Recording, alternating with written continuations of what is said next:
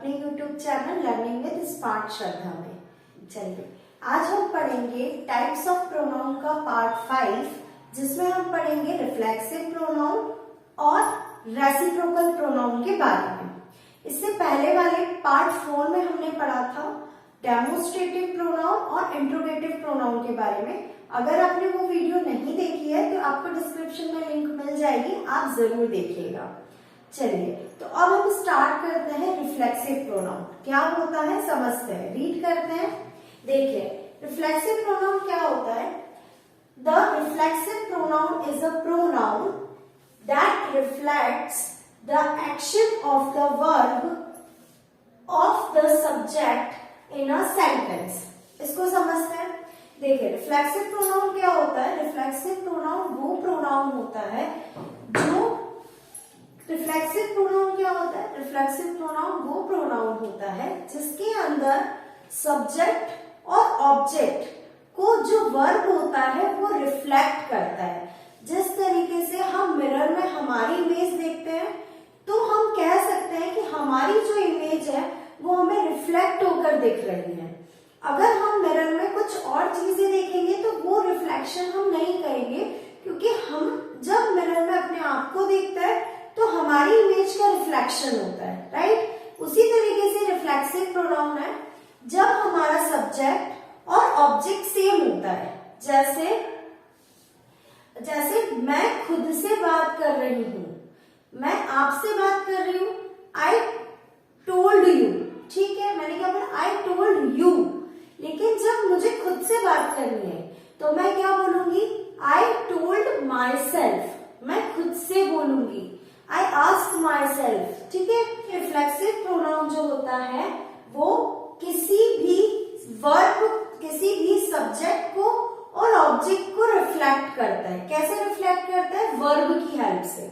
Reflexive pronoun में जो verb होता है वो ऑब्जेक्ट को सब्जेक्ट पर रिफ्लेक्ट करता है, उसी को हम बोलते हैं रिफ्लेक्सिव प्रोनाउन, ठीक है। जैसे कि एग्जांपल से हम समझेंगे इसको कि किस तरीके से जो वर्ब है वो ऑब्जेक्ट से सब्जेक्ट को रिफ्लेक्ट कर रही है या सब्जेक्ट से ऑब्जेक्ट को रिफ्लेक्ट करके सेम हम यूज कर रहे हैं, ठीक है। जब मैं खुद के लिए बात करती हूँ तो जैसे मैं बोलती हूँ आई, तो I is a subject, I told myself, मैं खुद से ही बात कर रही हूँ। जैसे कि मैंने कहा कि मैं खुद से ही बात कर रही हूँ, तो यहाँ पर जो सब्जेक्ट है वो ऑब्जेक्ट को क्या कर रहा है, रिफ्लेक्ट कर रहा है। आई जो है वो माई सेल्फ को रिफ्लेक्ट कर रहा है, तो वर्ब की हेल्प से हम क्या करते हैं, टोल्ड हो गया हमारा वर्ब, तो वर्ब क्या करता है, ऑब्जेक्ट को सब्जेक्ट पर रिफ्लेक्ट करता है, ठीक है। आइए और समझते हैं। जैसे कि इसमें लिखा है this pronoun does not substitute any noun और अ प्रोनाउन। ये जो प्रोनाउन है रिफ्लेक्सिव प्रोनाउन, ये नाउन या प्रोनाउन का सब्स्टिट्यूट नहीं है, ठीक है। इसमें डेफिनेशन में क्या लिखा है, ये जो रिफ्लेक्सिव प्रोनाउन है does not substitute any noun और अ प्रोनाउन। तो हमारा रिफ्लेक्सिव प्रोनाउन किसी भी नाउन प्रोनाउन का सब्स्टिट्यूट नहीं है। From its place in a sentence, sentence में किसी की भी जगह पर हमारा नाउन या प्रोनाउन का सब्स्टिट्यूट नहीं है रिफ्लेक्सिव प्रोनाउन, ठीक है। चलिए इसका एग्जांपल देख लेते हैं। तो एग्जांपल क्या होता है रिफ्लेक्सिव प्रोनाउन का, her self, them self, it self, my self, over self, him self and your self. ये सभी जो हम देख रहे हैं एग्जाम्पल्स, ये सारे एग्जाम्पल किसके हैं, रिफ्लेक्सिव प्रोनाउन के हैं। तो रिफ्लेक्सिव प्रोनाउन में सबसे इजी छोटी सी डेफिनेशन आप ऐसे समझेंगे, रिफ्लेक्सिव प्रोनाउन वो प्रोनाउन होता है जिसमें वर्ब जो होता है वो ऑब्जेक्ट को रिफ्लेक्ट करता है सब्जेक्ट पर, उसी को हम कहते हैं रिफ्लेक्सिव प्रोनाउन, ठीक है। अब हम ये समझेंगे कि एग्जाम्पल से हम समझते हैं कि ऑब्जेक्ट जो है वो सब्जेक्ट पर कैसे रिफ्लेक्ट करता है वर्ब की हेल्प से। आइए समझते हैं रिफ्लेक्सिव प्रोनाउन को और डिटेल में।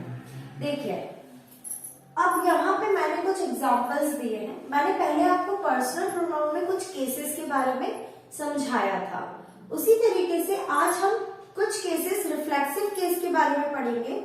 देखिए जब हमारा सब्जेक्टिव केस होता है तो हमारा जो प्रोनाउन होता है वो ये होता है, ठीक है। देखिए जिस तरीके से आई सब्जेक्टिव केस में आई लगता है और रिफ्लेक्सिव केस में अगर हमारा सब्जेक्ट आई है तो हमारा जो ऑब्जेक्ट रहेगा, जो रिफ्लेक्सिव प्रोनाउन लगेगा वो क्या लगेगा, माई सेल्फ लगेगा। उसी तरीके से जब शी रहेगा सब्जेक्ट हमारा तो उसके लिए हम क्या यूज करेंगे, हरसेल्फ का यूज करेंगे। जब ही रहेगा तो हम हिमसेल्फ का यूज करेंगे। जब इट रहेगा तो हम इटसेल्फ का यूज करेंगे। जब वी रहेगा तो हम अवर सेल्फ का यूज करेंगे। जब यू रहेगा तो हम योर सेल्फ का यूज करेंगे। जब दे रहेगा तो हम देम सेल्फ का यूज करेंगे। तो अब इन केसेस को हम यूज कैसे करेंगे, आइए एग्जाम्पल से समझते हैं। देखिए फर्स्ट एग्जाम्पल है हमारा, she cut down her hair yesterday. वह आज अपने बाल काटेगी। कैसे काटेगी, खुद से काटेगी। तो जब हमारा सब्जेक्ट जो है वो शी है, जब हमारा स्टार्टिंग में हमें शी दिख रहा है तो शी के लिए हम क्या यूज करते हैं, शी के लिए हम यूज करते हैं हरसेल्फ का, ठीक है। तो हम यहाँ पे लिख देंगे हरसेल्फ। अब देखिए इसका मीनिंग क्या हुआ, वह अपने हेयर कट करेगी, अपने बाल काटेगी यस्टरडे। कब, यस्टरडे कैसे काटेगी, हरसेल्फ, यानी वह अपने बाल खुद से काटेगी, ठीक है, या उसने अपने बाल खुद से काटे, ठीक है। तो हमने क्या बोला, she cuts down her hair herself yesterday. उसने अपने बाल खुद से काटे। तो जब हम कोई काम खुद से करते हैं या खुद के लिए खुद से कर रहे होते हैं तो हम इन रिफ्लेक्सिव प्रोनाउन का यूज करते हैं, क्योंकि यहाँ पे जो वर्ब होता है वो सब्जेक्ट को ऑब्जेक्ट पर रिफ्लेक्ट करता है, सेम इमेज बनाता है। नेक्स्ट समझते हैं, जैसे सेकंड एग्जांपल में हमने बोला है, uncle John prepare his meal. Uncle John जो है वो अपने लिए खाना प्रिपेयर कर रहे हैं, मील प्रिपेयर कर रहे हैं। तो कैसे कर रहे हैं, खुद से कर रहे हैं। तो जब अंकल जॉन यानी किसी मैन, किसी पर्सन की बात हो रही है, तो जब हम किसी पर्सन, किसी बॉय की बात करते हैं तो वहां पे यूज करते हैं हम ही का। तो देखिए ही के लिए हमारा क्या लगता है, रिफ्लेक्सिव प्रोनाउन हिमसेल्फ लगता है। तो अब हम यहाँ पे क्या लिख देंगे, हिमसेल्फ। मतलब अंकल जॉन जो है वो खुद से मील प्रिपेयर कर रहे हैं, तो uncle John himself prepare his meal. Uncle John जो है वो खुद से मील प्रिपेयर कर रहे हैं, खाना प्रिपेयर कर रहे हैं। थर्ड समझते हैं, देखिए थर्ड में क्या है, I will told dash to stay away from this bad habits. मैं खुद से कह रहा हूं कि मुझे गंदी आदतों से दूर रहना चाहिए। सेंटेंस में क्या लिखा है, मैं खुद से कह रहा हूं कि मुझे गंदी आदतों से दूर रहना चाहिए। तो आई है हमारा सब्जेक्ट, क्या है, आई, और आई के लिए हम रिफ्लेक्सिव प्रोनाउन क्या यूज करते हैं, देखिए आई के लिए हम यूज करते हैं माई सेल्फ। क्या यूज करते हैं, माई सेल्फ। तो मैं खुद से कह रहा हूं या मैं खुद से कह रही हूं कि मुझे गंदी आदतों से, बैड हैबिट से दूर रहना चाहिए। तो यहाँ पे मैं, अगर यहाँ पे सब्जेक्ट मेरा आई है तो हम ऑब्जेक्ट के यहाँ पर हम क्या फील कर देंगे, खुद से बोल रहे हैं ना, तो हम आई के लिए क्या लगता है, माई सेल्फ। तो हम यहाँ फटाक से क्या फील कर देंगे, माई सेल्फ। मैं खुद से कह रहा हूं, मैं माई सेल्फ में खुद से कह रहा हूं कि मुझे इन आदतों से दूर रहना चाहिए, ठीक है। आई होप आपको रिफ्लेक्सिव प्रोनाउन तो अच्छे से समझ आया होगा। अगर कुछ भी डाउट होता है तो आप मुझे जरूर कमेंट कीजिएगा, ठीक है। अब हम पढ़ेंगे रेसिप्रोकल प्रोनाउन के बारे में, कि रेसिप्रोकल प्रोनाउन क्या होता है और उसके टाइप्स के बारे में, ठीक है। स्टार्ट करते हैं अब हम रेसिप्रोकल प्रोनाउन। देखिए reciprocal pronoun are used when two और more subject, people or things are doing the same thing। इसका मतलब क्या हुआ, रेसिप्रोकल प्रोनाउन वो प्रोनाउन होते हैं जिसमें दो या दो से ज्यादा सब्जेक्ट एक ही काम को कर रहे होते हैं, ठीक है। जिसमें दो या दो से ज्यादा सब्जेक्ट, सब्जेक्ट में पीपल या थिंग्स कुछ भी हो सकता है। तो दो या दो से ज्यादा सब्जेक्ट एक ही काम को कर रहे होते हैं और उसका जो रिजल्ट होता है, जो परिणाम होता है वो सेम होता है, उसी को हम कहते हैं रेसिप्रोकल प्रोनाउन। आप उसके नाम से ही समझ सकते हैं रेसिप्रोकल का मतलब क्या होता है, उल्टा कर देना या फिर पलट देना या उल्टा कर देना होता है रेसिप्रोकल का मतलब। तो अब हमने क्या बोला, रेसिप्रोकल प्रोनाउन भी वैसा ही होता है। एक रेसिप्रोकल प्रोनाउन वो प्रोनाउन होता है जिसमें दो या दो से ज्यादा सब्जेक्ट होते हैं जो एक ही काम कर रहे होते हैं और उसका रिजल्ट भी जो होता है वो सेम होता है, उसी को हम क्या कहते हैं, रेसिप्रोकल प्रोनाउन कहते हैं।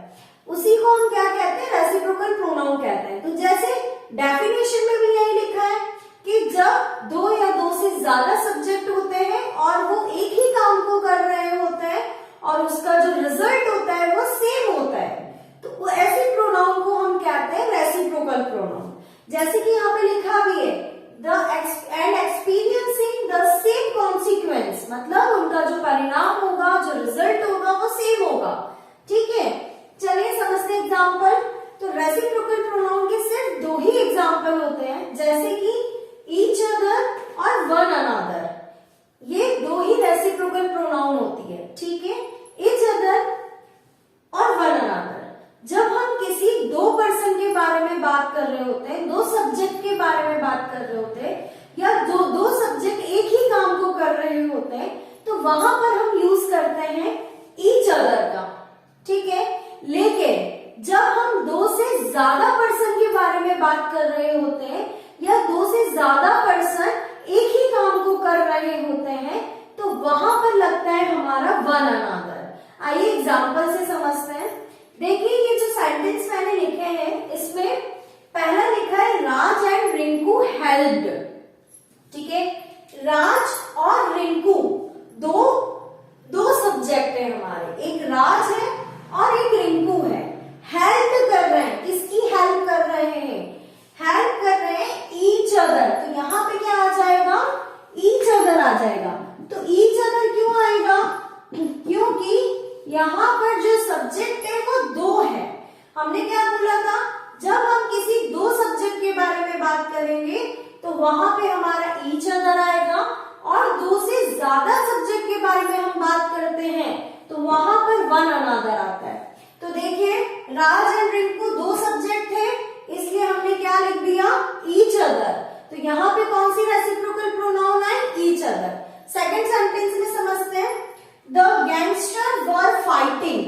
ठीक है, जो गैंगस्टर्स है वो फाइटिंग कर रहे हैं, तो यहाँ पे हमने लिखा है वन अनदर। यहाँ पे क्या आ जाएगा, वन अनदर आ जाएगा। तो वन अनदर क्यों आएगा, वन अनदर इसलिए आएगा क्योंकि यहाँ पर एक गैंगस्टर नहीं है या दो गैंगस्टर नहीं है, यहाँ पर बहुत सारे गैंगस्टर्स है, मतलब दो से ज्यादा सब्जेक्ट है और एक ही काम को कर रहे हैं, मतलब सारे गैंगस्टर्स क्या कर रहे हैं, फाइटिंग ही कर रहे हैं। तो जब हमारा सब्जेक्ट जो होगा वो दो से ज्यादा होंगे और एक ही काम को कर रहे होंगे, तो वहां पर हम कौन सी रेसिप्रोकल प्रोनाउन का यूज करेंगे, वन अनदर का। ठीक है, और जब दो पर्सन होगा, दो सब्जेक्ट होंगे और वो एक ही काम को कर रहे होंगे, तो वहां पे हम फटाक से क्या लिख देंगे, ईच अदर। ठीक है, ये दोनों आपस में एक दूसरे की हेल्प कर रहे हैं और गैंगस्टर्स जो है वो फाइटिंग कर रहे हैं वन अनदर, एक दूसरे के साथ। ठीक है, चलिए तो अब हमारा रेसिप्रोकल प्रोनाउन यहाँ पे फिनिश होता है। आई होप आपको ये वीडियो अच्छी लगी होगी, आप समझ आया होगा आपको रेसिप्रोकल प्रोनाउन और रिफ्लेक्सिव प्रोनाउन के बारे में। अगर इस वीडियो में या इस टॉपिक में आपको कुछ भी डाउट होता है तो आप मुझे कमेंट सेक्शन में कमेंट कर सकते हैं, और इसके बाद हम इसका पार्ट 5 स्टार्ट करेंगे, पार्ट 6 स्टार्ट करेंगे, जिसमें हम आगे के प्रोनाउन के आगे के और भी टाइप्स के बारे में हम स्टडी करेंगे। ठीक है, तो अब हम मिलते हैं हमारी नेक्स्ट वीडियो में। Thank you for watching.